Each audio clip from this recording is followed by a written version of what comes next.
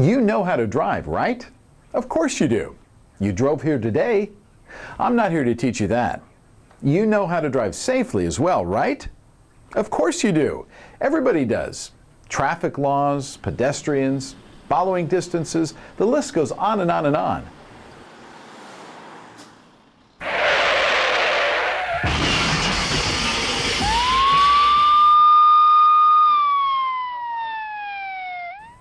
Obviously, not everybody knows how to drive safely. Or maybe they know how and choose not to. Which category do you fall into? We know you know how to drive safe, but do you? I mean, I know the speed limit's 65, but if I go 100 anyways, what does that knowledge get me? When you get right down to it, it's not really a matter of knowledge at all, but a matter of responsibility. You have a responsibility to yourself, your family, the company, other motorists, and their families to operate your vehicle in a manner that doesn't put you, them, or anybody else at risk. We'll cover a few things to make sure you're doing just that. We'll talk about safe driving techniques, stopping distances, distracted driving, and vehicle inspection and others. Motor vehicle accidents are the leading cause of death in the American worker. Improper speed, following too close, driving while intoxicated, or driving under the influence of drugs or alcohol, and failure to obey traffic signals are the leading causes of collisions. Speeding results in 12,000 traffic deaths per year. For every 10 miles per hour over 50 miles an hour, the risk of death is doubled. By following traffic safety laws, being aware, and using common sense, you can minimize your risk.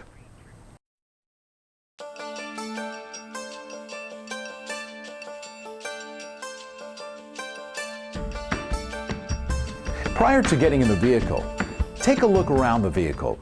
Note any damage to the vehicle or fluid leaks.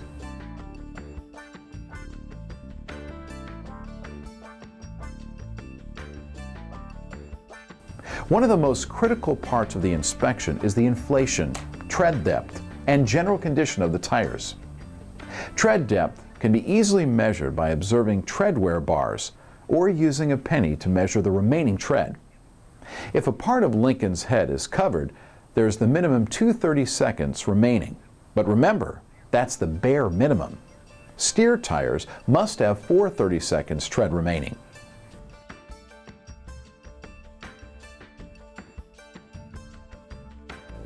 When starting the vehicle, note warning lights and gauges. Check and adjust mirrors and headrest prior to moving the vehicle. Make sure the windows are completely clear of snow, ice, and fog before starting to drive.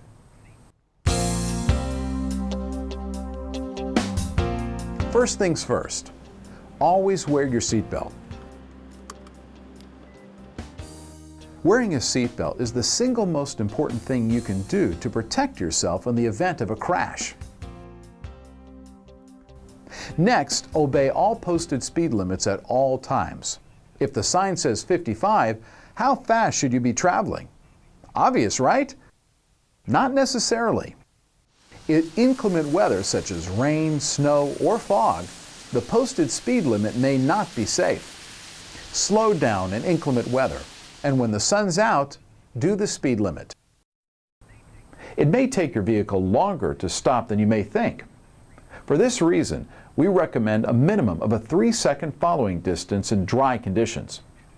To determine this distance, watch the rear bumper of the vehicle just ahead as it passes a stationary marker, such as a signpost or telephone pole, and count 1001, 1002, 1003. As you say 3, your front bumper should reach that marker. If you reach it before that point, reduce your speed by a few miles per hour and recheck your distance. Increase the following distance 1 second for each of the following conditions: adverse weather conditions, heavy traffic, following a truck, night driving or poor visibility, being tailgated, and driving while stressed or fatigued. Plain and simple. Leave more cushion and slow down. Remember, Your vehicle has areas called blind spots you cannot see without properly adjusted mirrors. Adjust your mirrors before you start your car, and be aware of your blind spots at all times. You should keep your eyes moving and scan your mirrors approximately every 5 to 10 seconds to keep a constantly updated picture of what's going on around you. Intersections are responsible for over 50% of all accidents. When approaching intersections, scan to the left, then to the right, and then back to the left for vehicles that may run a stop sign or light, or for pedestrians and bicyclists. Remember, always leave yourself an out. Anticipate what mistakes others may make and assume that they will make them. If there is a stop sign, make sure you come to a complete stop and let other vehicles with the right-of-way proceed. Don't force the issue. If the intersection is lighted, be aware of stale green lights. This means if the light has been green for some time, be ready for it to change to yellow and adjust your speed accordingly. When stopping at an intersection, stop so you can see the rear tires of the vehicle in front of you. This will allow extra space in front of you in case the vehicle behind you bumps into you. Also, if the vehicle in front stalls, you'll have room to maneuver around the vehicle. When traffic starts, delay your start for 2 seconds after the vehicle in front of you starts to move.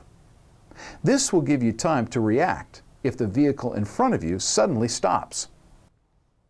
When following trucks, or when stopped behind a truck, stay back far enough so that you can see both of the truck's rear view mirrors. If you cannot see their mirrors, they cannot see you. Also, following a truck too closely means you cannot scan ahead.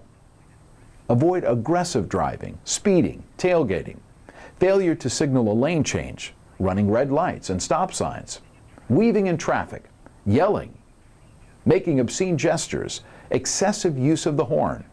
Each of these are hazardous and can result in accidents and injuries. When behind a slow driver, do not tailgate. Pass only if safe and legal to pass. If the vehicle is swerving, it may mean they're distracted, fatigued, lost, or under the influence. Be ready for someone to change lanes or stop unexpectedly. By anticipating hazards, you'll increase your safety and the safety of your passengers. In the same way, you need to make sure that you don't create the same hazards. Always signal before changing lanes and avoid abrupt braking. By planning ahead, you're making the roads safer for you and the other vehicles around you.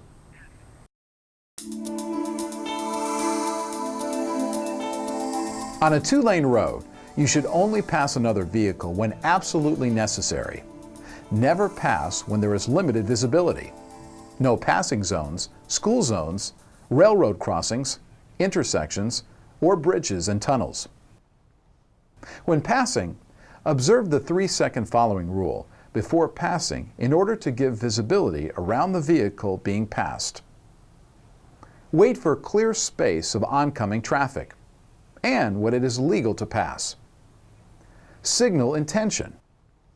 Check the rearview mirrors and blind spots to make sure a vehicle behind you is not trying to pass at the same time. Pull out into oncoming lanes and quickly accelerate, but do not exceed the speed limit. Pull back into the lane when you can see the vehicle you just passed in your rearview mirror. When passing a truck, increase the distance before pulling back into your lane so that you can see in your rearview mirror the pavement between you and the truck. The point is to be ready to make good driving decisions yourself and be ready to make up for the mistakes of other drivers. It doesn't matter whose fault an accident is if you or your family is seriously injured or killed. It's your responsibility to drive defensively to avoid an accident, even if another driver makes a mistake.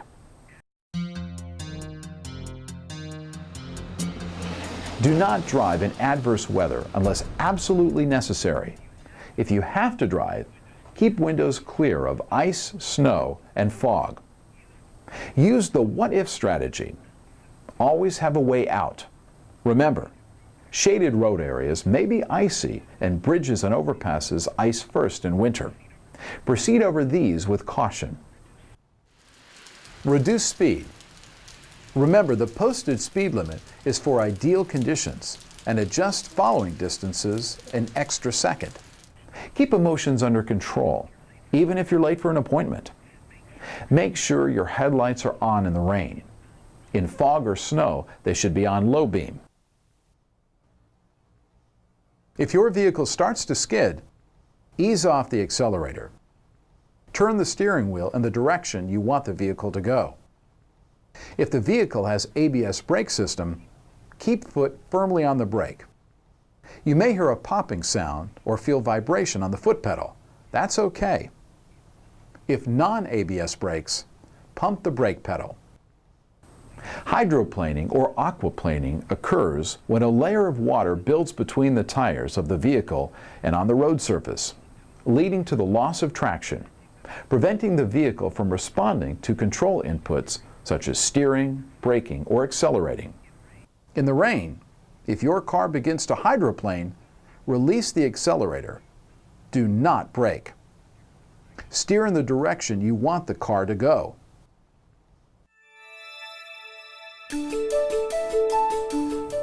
So now we've established you need to use your eyes while you drive.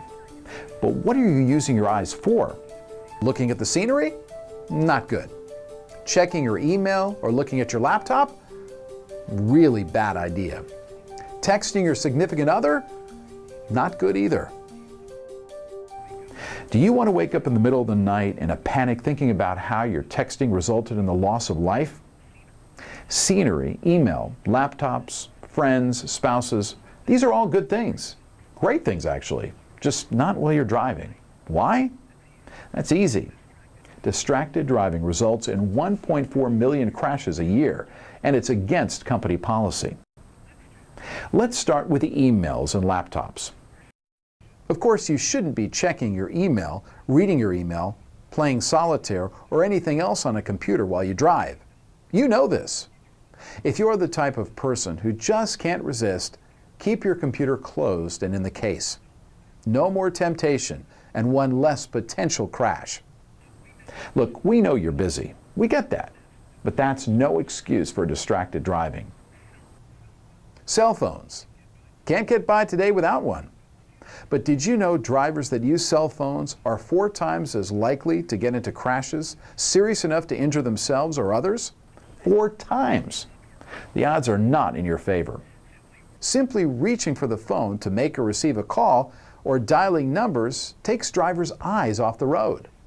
This distraction might only last a second, but at only 35 miles an hour, in 1 second, they've lost more than 50 feet of stopping distance. Being on the phone is distracting, but you've got a Bluetooth and that makes you safe, right? Well, actually no. It does allow you to keep both hands on the wheel, but studies have shown that there's absolutely no difference. Even with a hands-free device, cell phone use reduces the amount of brain activity associated with driving by 37%. If you need to talk to someone, pull over to a safe area, stop your car, and talk. That way, you take care of business, but you don't put yourself or others at risk. The caller will appreciate it, since you can now devote your full attention to the caller. But I'm not texting. This is a BlackBerry. Doesn't matter. Using a keyboard or reading the screen of a wireless communication device, such as a BlackBerry, is prohibited. Just like regular cell phones, the only time these devices may be used is if the vehicle has been pulled safely off to the side of the road. Cell phones are not the only thing in a car that gets our attention and takes our eyes off the road. Changing radio stations, inserting CDs in the player, looking for things in the glove box, programming the GPS. Even personal grooming or smoking are common distracted driving hazards. Avoid these activities unless parked. Now let's talk about another real hazard on the road, falling asleep. The National Highway Traffic Safety Administration data indicates that in recent years there have been about 56,000 crashes annually in which driver drowsiness or fatigue was cited by police. Annual averages of roughly 40,000 non-fatal injuries and 1,550 fatalities resulted from these crashes. These statistics are probably a little conservative. Studies have shown drowsy drivers exhibit the same increased reaction times and poor judgment as a driver who is legally intoxicated. The point is, get plenty of rest. You'll do a better job and be a better driver. If you're tired or drowsy, then pull off the road and get some rest, or get out and walk around your car if you're on a long trip. You should stop about every 2 hours or less.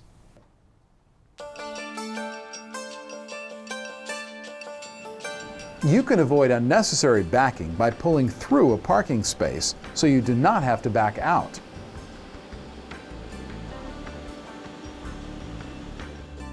If you must back, it is better to back in when you approach your destination instead of backing out when leaving.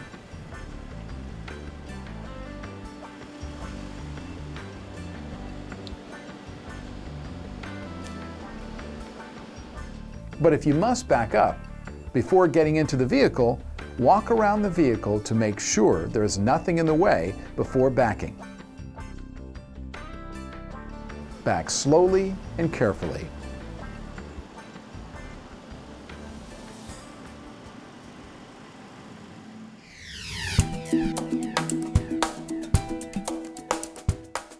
If you are involved in a vehicle accident, never leave the scene.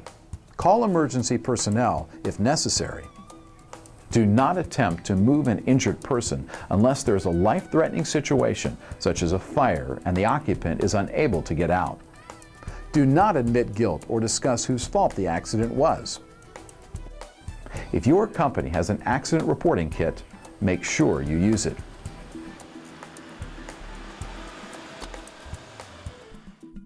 Take photos of the accident scene showing vehicle locations, direction of travel, vehicle and other property damage, location of traffic control device, the license plate of the vehicles involved, etc. Depending on state law, move your vehicle to the side of the road if there are no injuries and minor damage. Obtain names, phone numbers of all involved parties and witnesses. Have witnesses write out what they saw. Obtain insurance information of all parties involved. Insurance company name, policy number, telephone number, expiration date, name of insured on the policy. If the police are on the scene, obtain police officer's name, badge number, police report file number, and phone number. Once you have gathered the required information, contact your supervisor. Remember, every driver and passenger on the road is someone's family. You are in control of your vehicle. Don't give up control to your emotions or to other drivers. Control your actions and how you deal with traffic, weather, and emotions. The average driver will be involved in 6 collisions in a lifetime. Don't be average. Have we covered every possible situation you may face on the road? Of course not. That's why it's so important to use your common sense and good judgment at all times. Remember these 7 habits of defensive driving. Always wear your seatbelt. Continuously evaluate driving conditions. Scan ahead and use the what-if strategy. Maintain personal control, even if other drivers don't.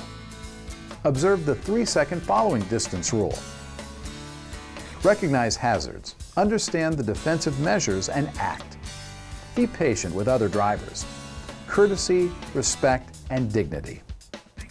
Thanks for watching.